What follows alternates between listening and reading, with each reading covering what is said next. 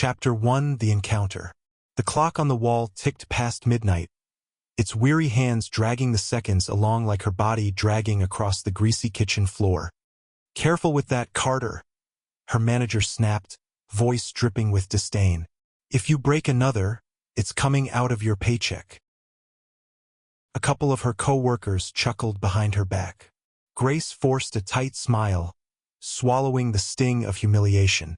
She had learned long ago that arguing was useless. Finally, after what felt like an eternity, the lights in the restaurant dimmed. She slipped out the back door into the cool night air. The street was quiet, save for the flicker of a broken lamppost and the hum of a distant car engine. Grace inhaled deeply, savoring the silence.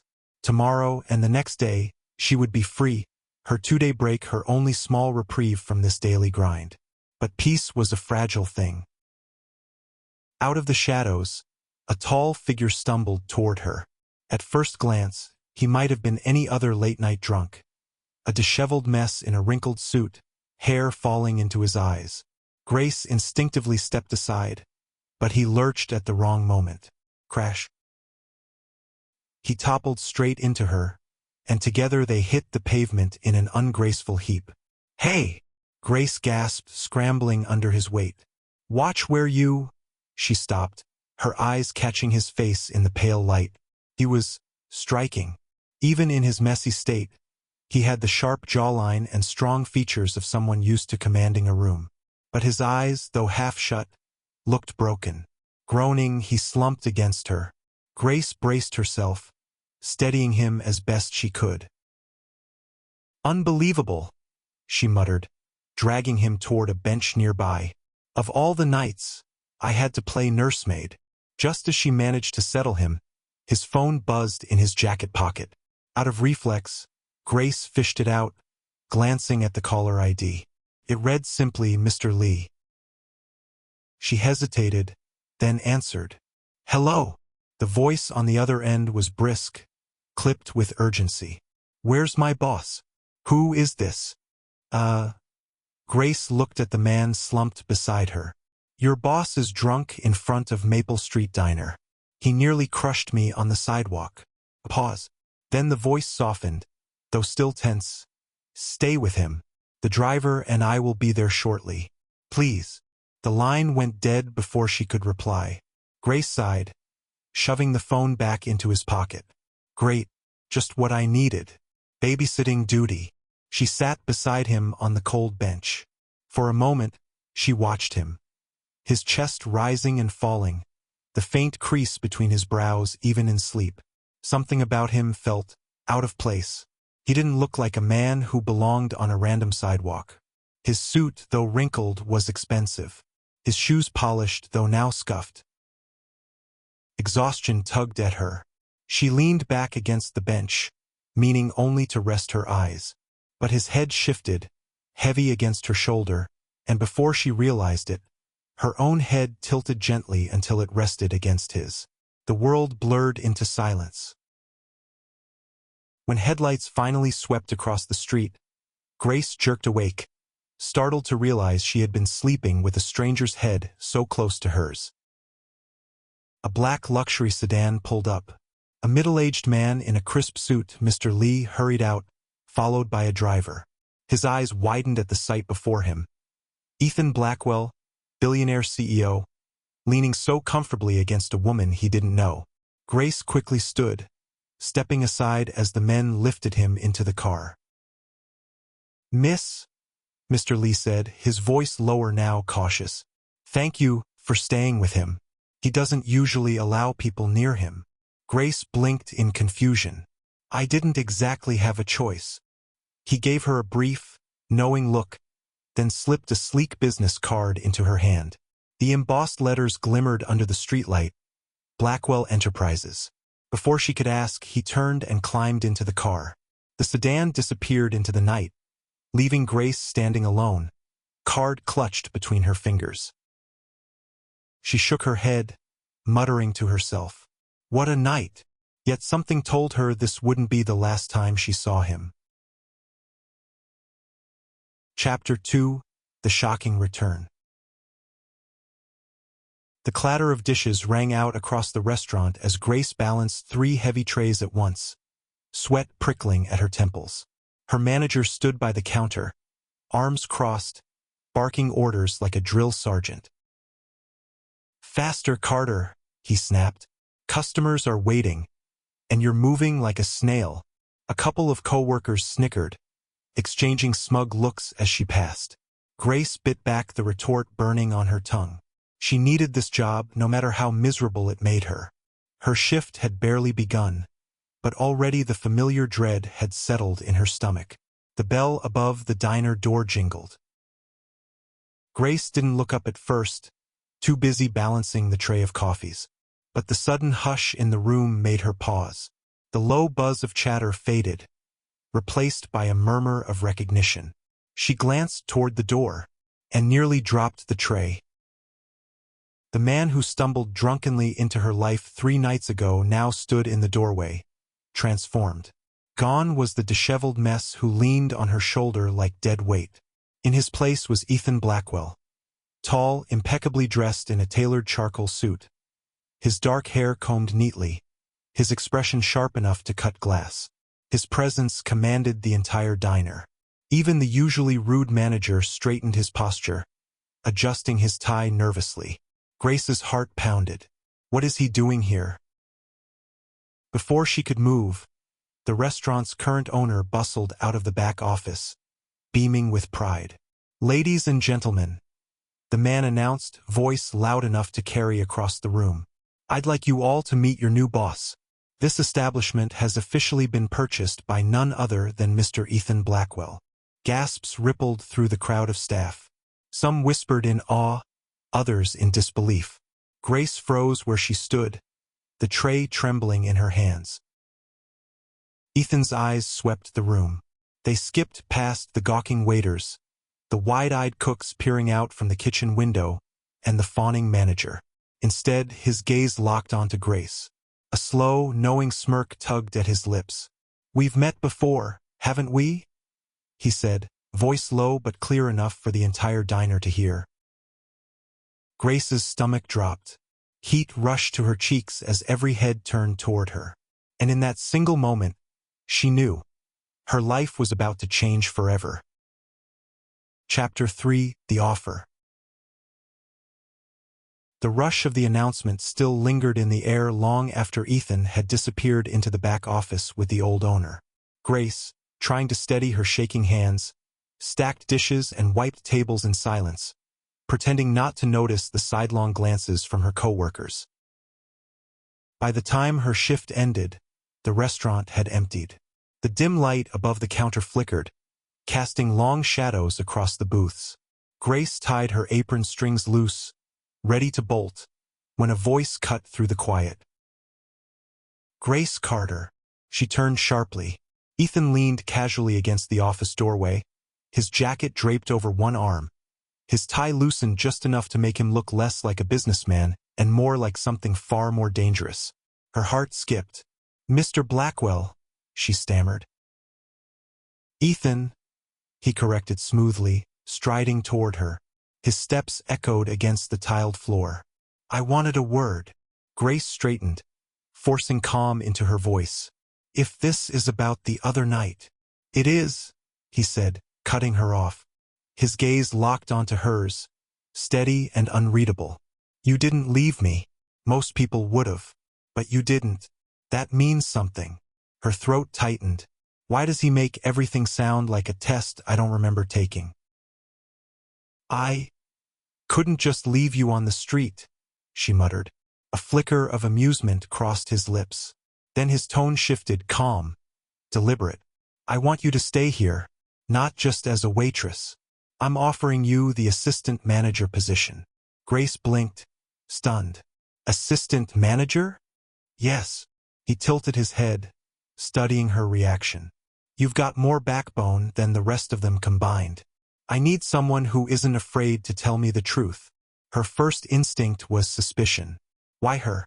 Why so suddenly? She crossed her arms, narrowing her eyes. "If you're serious about this, then make it probationary. 3 months. See how I work before you decide." Something like admiration glimmered in his gaze. His mouth curved, slow and deliberate. Bold. I like that. He stepped closer, lowering his voice. Fine. But understand this, I won't be here every day.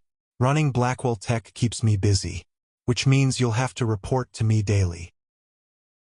Grace frowned. Report daily? Yes, he said simply. Then, with that same dangerous smirk, added, deliver my dinner from this restaurant 5 nights a week, and tell me everything that happens here. Staff performance, customer complaints, even the gossip. Grace stared, incredulous. You want me to be your delivery girl and spy? Think of it, Ethan replied smoothly, as me testing your ability to handle responsibility. If you can manage me, you can manage anything. She opened her mouth to argue, but his gaze held hers with a quiet intensity that left her words tangled on her tongue. Something told her this wasn't about dinner, and deep down, she wasn't sure if she wanted to say no. Chapter 4: The Pull. First delivery, formal and intimidating. The first time Grace stood outside Ethan Blackwell's penthouse, she felt like an imposter. The elevator doors opened to polished marble floors, walls lined with abstract art, and floor-to-ceiling windows that revealed the glittering skyline. She swallowed hard, clutching the paper bag from the restaurant like it might shield her from the luxury pressing down on her. The door opened before she could knock. Ethan stood there, tie loosened, jacket off, but still sharp enough to make her forget how to breathe. You're punctual, he said simply, stepping aside. Come in. Grace hesitated at the threshold. I'll just set this down and go. You'll set it on the dining table, Ethan corrected, gesturing to the long table of glass and steel. Not the counter. Food deserves respect. His words made her blink. He sounded more like a professor than a CEO. She hurried to place the bag where he pointed, her every movement awkward under his watchful gaze. Report, he said suddenly. Grace turned, confused. Excuse me? On the restaurant? Staff? Customers? Anything unusual? Her lips parted. He really wasn't kidding about this being part of the job. Clearing her throat, she stammered through a few observations. The chef's temper, the shortage of napkins, a rude customer complaint. Ethan listened intently, as though every detail mattered. When she finished, he nodded once, like a judge approving testimony. You'll do, he said. Same time tomorrow. Dismissed. Grace practically fled back to the elevator, her cheeks burning. Second week, professional but cracks form. By the 5th visit, she had settled into a rhythm. Drop off the food, recite the daily report, keep it short. Ethan, however, had a way of disrupting her routine. You skipped dinner again, he remarked one night, eyeing her hollow expression as she rattled off complaints about her manager. I ate, Grace lied. He leaned back in his chair, arms folded, clearly unconvinced. Then he opened a container, slid it across the table, and pointed at the empty chair across from him. Sit. Eat. I'm not. Grace, he said evenly. You look like you'll faint. That's not a request. Reluctantly, she obeyed. She took a tentative bite, and before she knew it, she was devouring the food. You chew too fast, he teased, watching her with an amused glint. Like someone's going to steal it from you. She froze mid-bite, glaring at him. Do you always insult people while they eat? I'm not insulting, he said smoothly. I'm observing. Heat crept up her neck. To her horror, she realized she was blushing. Third week, a softer edge. By the 3rd week, the tension between them had shifted. Their exchanges became less like CEO and employee and more like something else. He began asking about her life, not just the restaurant. Her family back in the province, her dreams beyond waitressing, the books she read in her tiny apartment. One night, as she packed up to leave, Ethan stopped her. You always leave so quickly. he said, voice lower, softer. I don't want to overstay, Grace replied. His gaze lingered on her for a beat too long. You couldn't, even if you tried.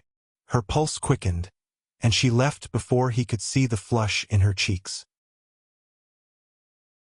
Fourth week. The spark. It happened suddenly. Grace walked into the penthouse balancing the dinner bag, her shoes wet from the rain outside. The marble floor betrayed her. The heel of her shoe slipped against the slick surface. She gasped as she pitched forward, the bag tilting dangerously. Strong hands caught her before disaster struck. Ethan steadied her with one arm around her waist, the other gripping her wrist. For a long second, they froze in place, her face only inches from his. His cologne filled her senses, warm and intoxicating. Grace's breath caught. The food bag slipped from her grasp, forgotten on the floor. Their eyes locked. For a heartbeat, the world shrank to the space between them. Charged, trembling, inevitable. Then Grace jerked back, stepping out of his hold. Her cheeks burned. Thank you, she muttered, grabbing the bag with trembling hands. Ethan's lips curved. Not his usual smug smirk, but something softer, more dangerous.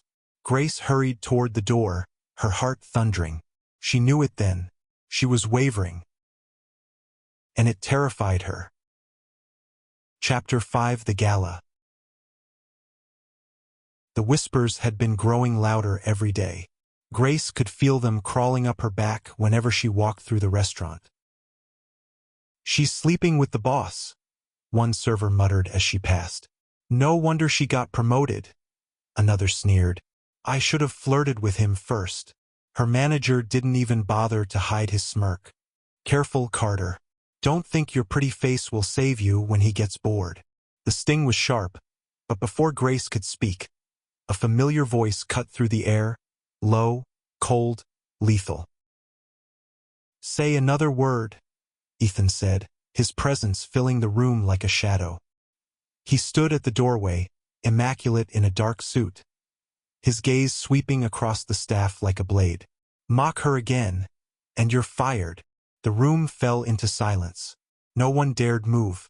Ethan's eyes finally settled on Grace, softer now, though the authority in his tone remained. Not tonight.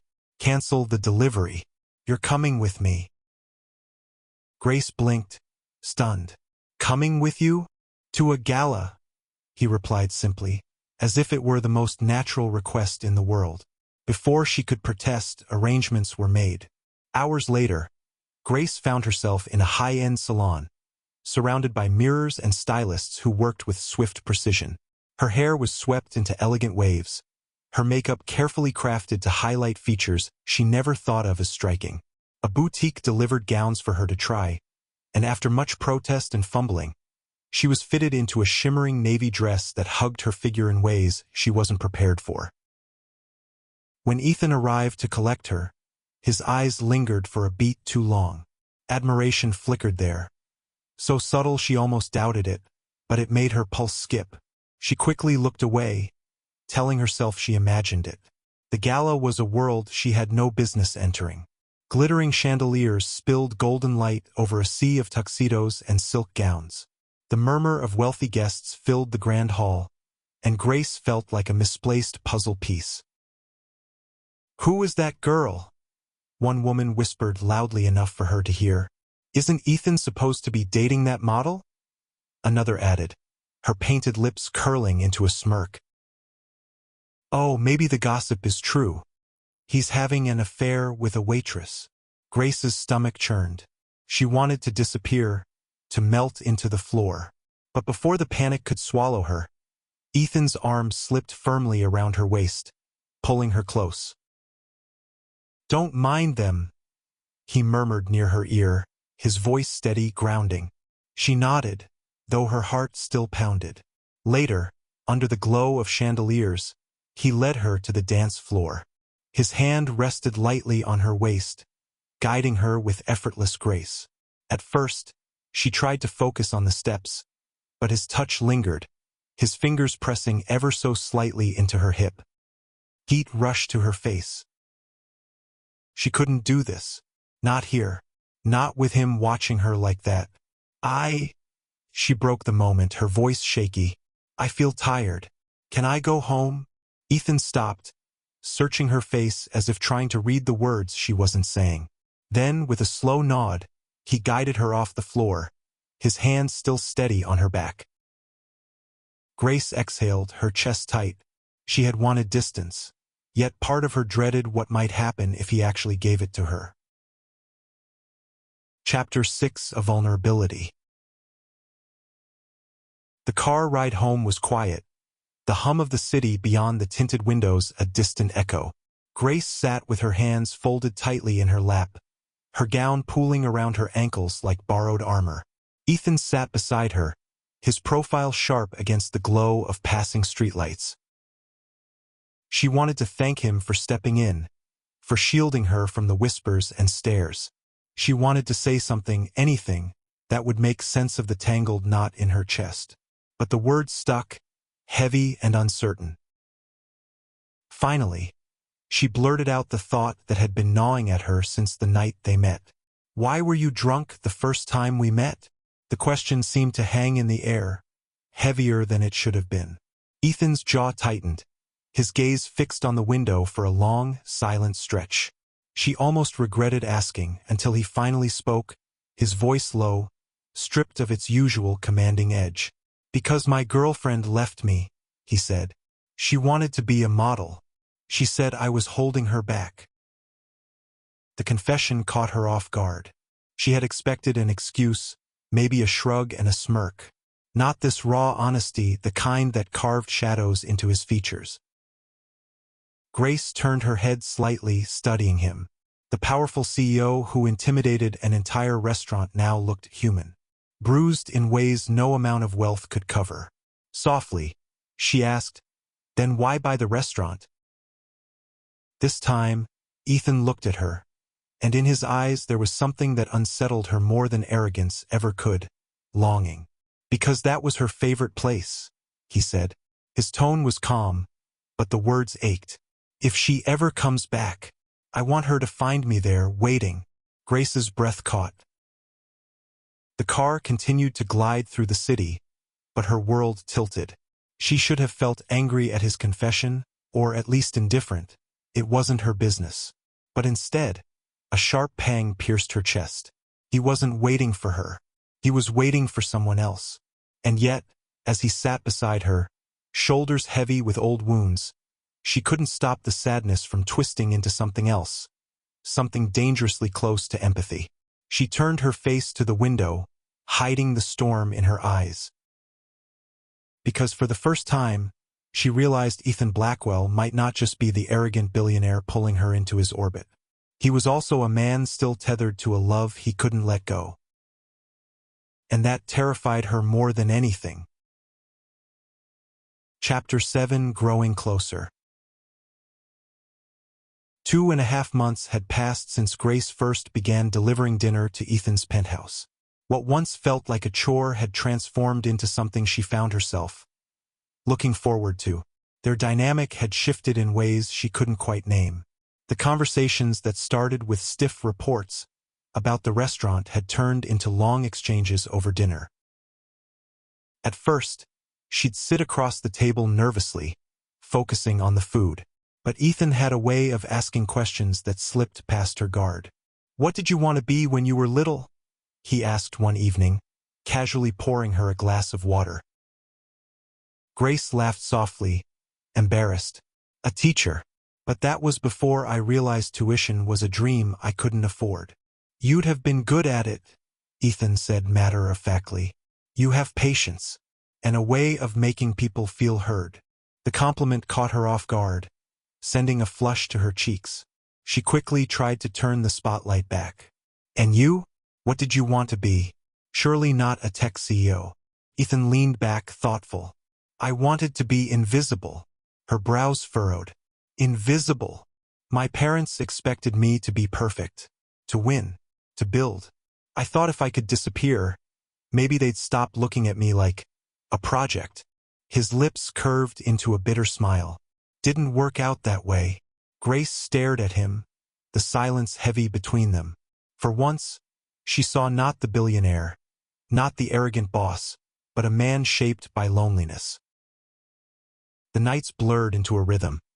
Small talk over meals, sharp banter that made her laugh despite herself, and quiet moments where words weren't needed. She found herself noticing the little things about him, the way he loosened his tie with a sigh when he was tired, the rare softness in his voice when he teased her, the shadow in his eyes when he thought no one was watching. And though she fought it, a dangerous thought began to grow. She was starting to matter to him. It all came to a head one afternoon. Grace barely made it home before collapsing onto her bed, her body burning with fever. With shaky hands, she dialed Ethan's number.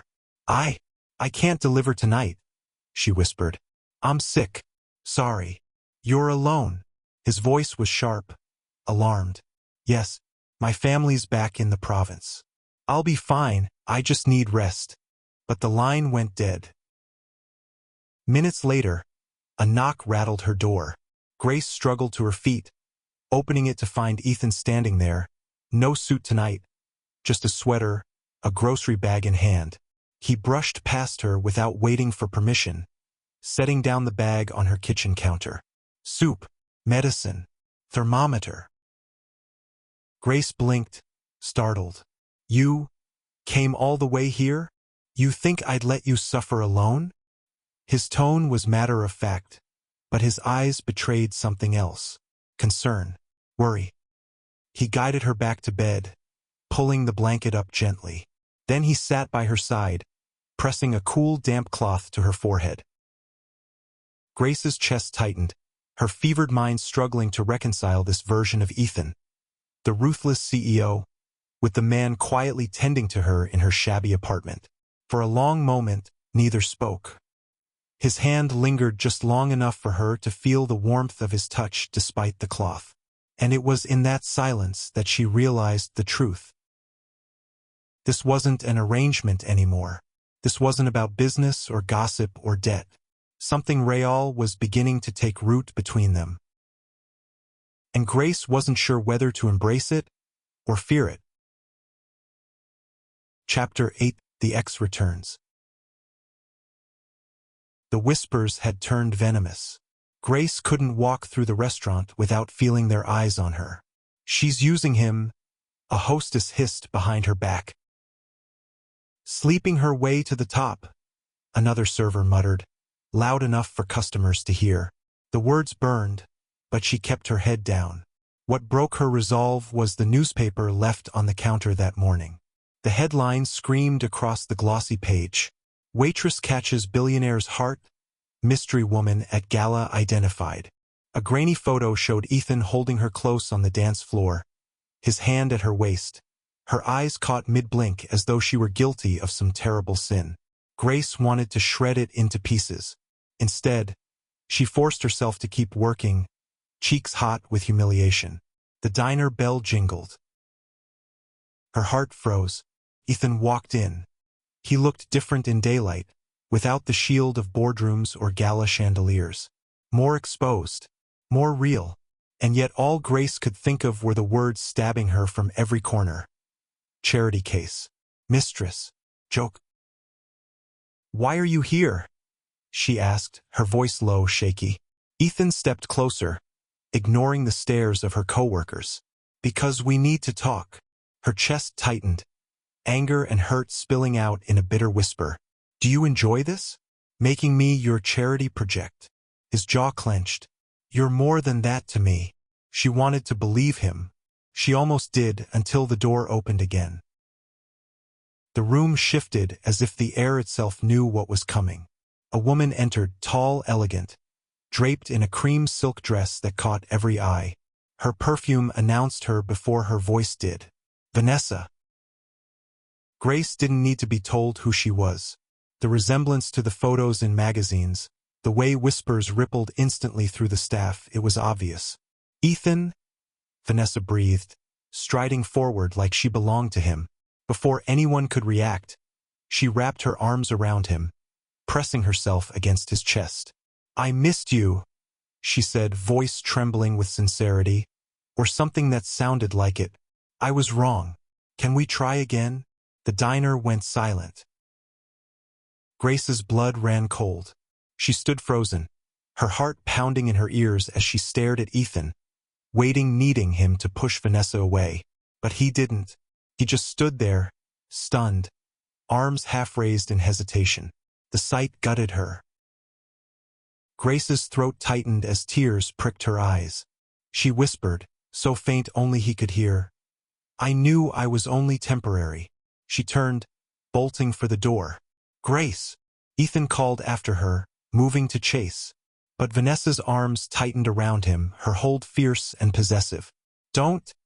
she hissed, her voice low and desperate. "Please don't run after her. Stay with me." Ethan's fists clenched at his sides, torn between the ghost of his past and the woman who had become his future. And Grace, heart shattered, disappeared into the sunlight. Chapter 9: The Ultimatum. When the restaurant finally emptied, Ethan pulled free from Vanessa's clinging grasp. His face was set, his tone cold. "Vanessa," he said firmly, "my heart doesn't belong to you anymore. It belongs to someone else." For a moment, her smile faltered. Then her eyes hardened, a flash of steel beneath the elegance. "You think this is about your heart? Ethan, you're not just a man. You're an empire, and you can't afford to throw it away for a girl who serves tables." She didn't scream. She didn't beg. She planned.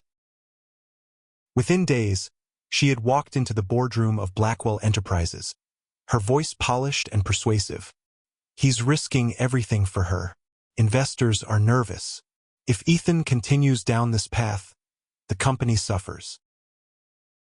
Board members shifted uncomfortably. Some nodded. Doubt spread like poison. Ethan's family wasn't far behind. His father's voice cut sharp across the dinner table. "Marry Vanessa. Protect what we've built. Don't ruin the Blackwell legacy for a passing fling."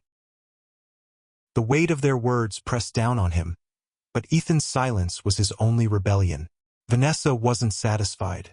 She wanted more. One evening, Grace found herself face to face with the woman she had tried so hard to ignore. Vanessa arrived unannounced at her tiny apartment, immaculate in pearls and silk, her smile sharp enough to wound. "You don't belong in his world," she said smoothly. "And he knows it. The board, his family, they've given him a choice. You or everything he's worked for." Grace froze, her heart thundering. "You're lying." Vanessa's lips curved. "Am I? You really think he'll burn down his empire for you? A waitress?" The words sliced clean through her. Grace shut the door in Vanessa's face, but it was too late. The poison had taken root. All night, she sat on her bed, staring at her phone, waiting for Ethan to call, to prove her wrong. But the silence stretched. By dawn, Grace made her decision. She packed a small bag, leaving behind the business card Mr. Lee had given her months ago. She didn't leave a note, didn't say goodbye. Because deep down, she believed what Vanessa had whispered into her bones. Ethan would never choose her over the empire. And so she disappeared, carrying her heartbreak with her, convinced she had been nothing more than a temporary chapter in his story. Chapter 10: Resolution. The ballroom glowed with opulence. Crystal chandeliers rained light over rows of suited board members, flashing cameras, and society's elite. At the front of the stage stood Ethan Blackwell, the golden heir of a legacy, the man everyone expected to bend to tradition. Beside him, Vanessa shone like a diamond, calm, poised, her hand lightly brushing his sleeve as if staking a claim. Whispers rippled across the crowd. Tonight was supposed to be their reconciliation, the restoration of the Blackwell image. Ethan gripped the microphone, his gaze sweeping across the sea of expectant faces. For a moment, he was silent, letting the weight of anticipation thrum in the air. Then he spoke, his voice firm, resonant. "The woman I love is not here beside me." The ballroom stilled. Vanessa's smile faltered.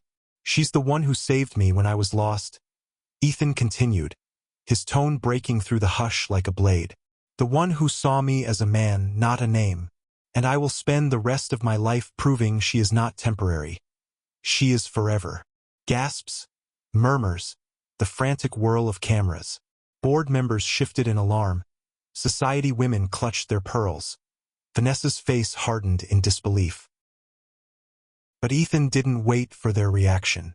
He stepped back, tore off the microphone, and strode off the stage as if the empire behind him no longer mattered. Hours later, in a quiet town far from the city lights, Grace sat curled on her small sofa, the glow of her television washing over her pale face. She watched in disbelief as the news replayed Ethan's declaration, her heart racing with every word. A knock startled her from her daze. She opened the door and her breath caught. There he was. Ethan stood on her porch, his suit wrinkled, his tie gone, exhaustion written in the shadows under his eyes. Yet his gaze was alight, unshaken. "Ethan," she whispered, trembling, How did you come here so fast?" He let out a breath, almost a laugh, though his voice shook. "I thank my friend for letting me borrow his helicopter to see you here."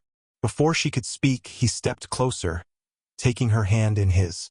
His grip was warm, steady despite the storm around them. "I didn't give up my company," he said, eyes locked with hers. "I gave up living a lie. With you, I have everything." Tears blurred her vision. "But what about your world?" Ethan smiled faintly, the kind of smile reserved only for her. "You're my world now." And then he kissed her. It wasn't polished or perfect. It was messy, desperate, charged with months of unspoken words. Flashes erupted from the edge of the street where photographers had followed him, chaos swirling in the night. But in that moment, none of it mattered, because Grace knew the truth, and Ethan had proven it before the world. They were unshakably, irrevocably theirs.